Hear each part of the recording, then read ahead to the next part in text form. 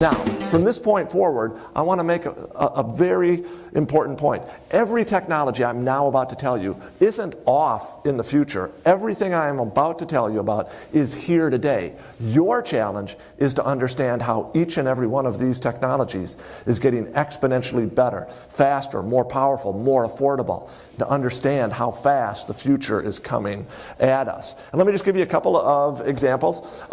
You are now going to later today is, how many of you are familiar with Google Glass? Could I just see a show of hands? Good, looks like well over half of you. These are glasses that you wear, and it is as though the computer screen is right in front of you. So it's already out in beta format, but it's going to be a commercial product in early 2014. But here's what we're already doing with this technology.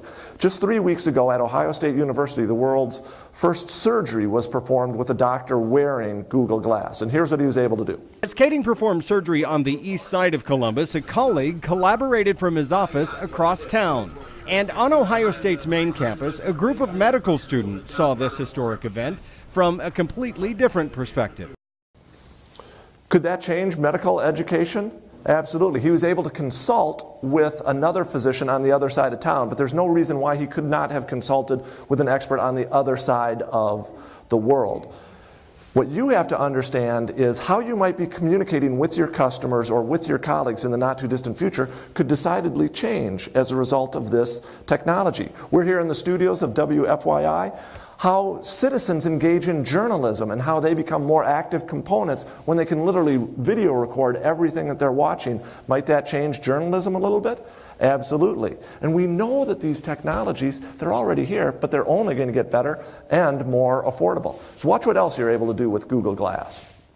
A surgeon could potentially call up X-rays or MRI images of the patient, pathology reports, and reference material. The doctor can even talk live to colleagues or specialists via the internet anywhere in the world. We know that healthcare costs continue to accelerate in this country.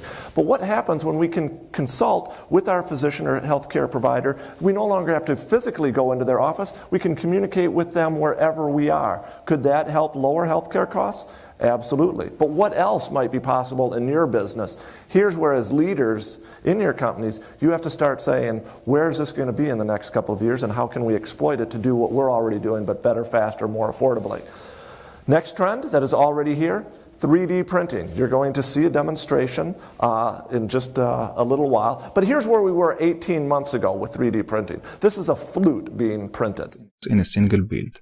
The overall process took around 15 hours, creating 4 separate parts that then were assembled to a working instrument.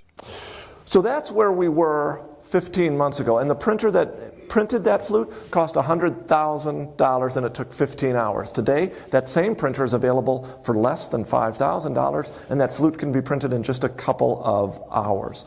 This technology, as 3D parts right here in Indianapolis will explain, is just getting better, faster, and more affordable. In my home state of Minnesota, we're now printing out the components of large combines. How we manufacture products is going to change in the not too distant future. Here's how I want you to think about this. Today, in many cases, we go over to China or India and we print out parts. We then put those parts on a ship. We transport them across the Pacific Ocean. We bring them into Long Beach. We put them on a truck and we deliver them to your business. That's how we do it today.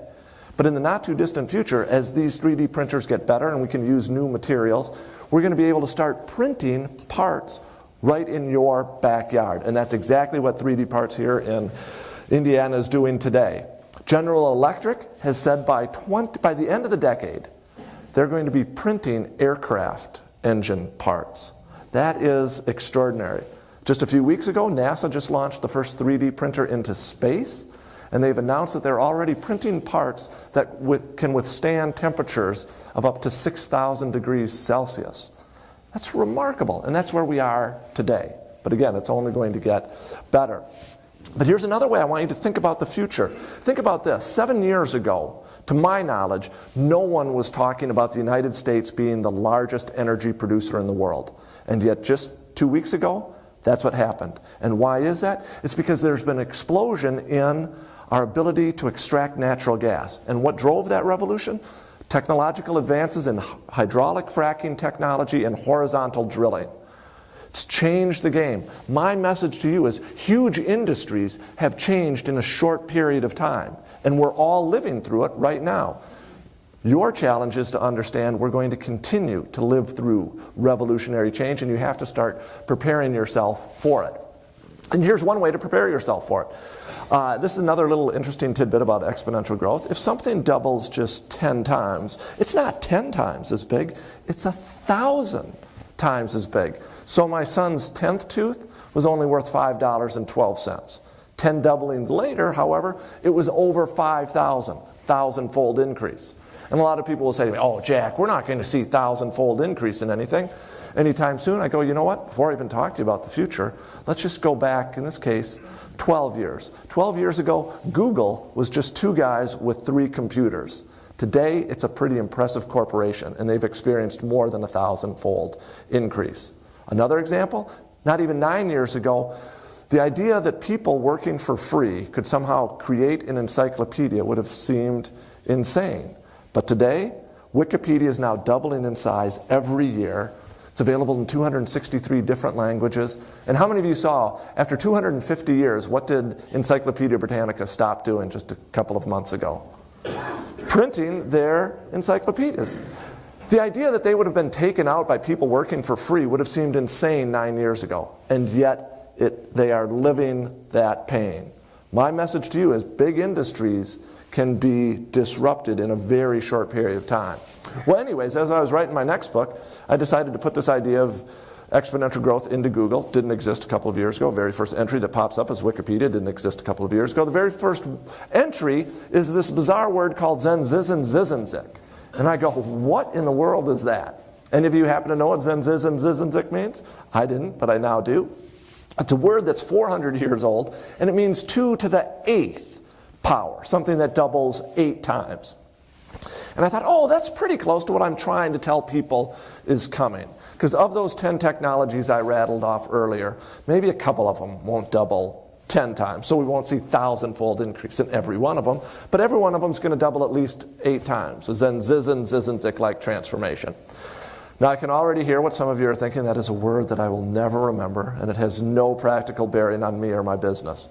I beg to differ, and here's why. Cisco just came out with a report a few months ago that said that mobile web video communication is going to explode 250-fold in the next 3 years. That, my friends, is a Zenzizinzizinzik-like transformation that's coming our way.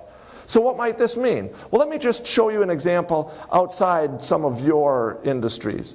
This is, how many of you are familiar with the British company Tesco? They're a British retailer, grocery chain. A few years ago, they saw that mobile web video is taking off, and they said, how can we jump the curve?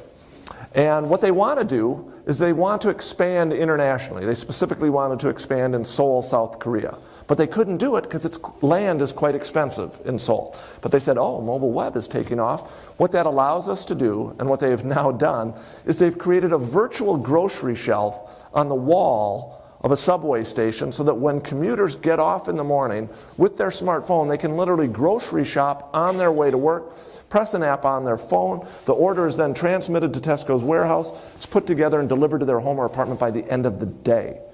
That's how retailers, grocers, are jumping the curve. And what are they doing? They are serving existing customers in a new way, they're reaching new customers in a revolutionary way, and they're revisiting what their business model has to be. If they're doing that, are there some other ways for you to start reaching new customers, new clients in some innovative ways?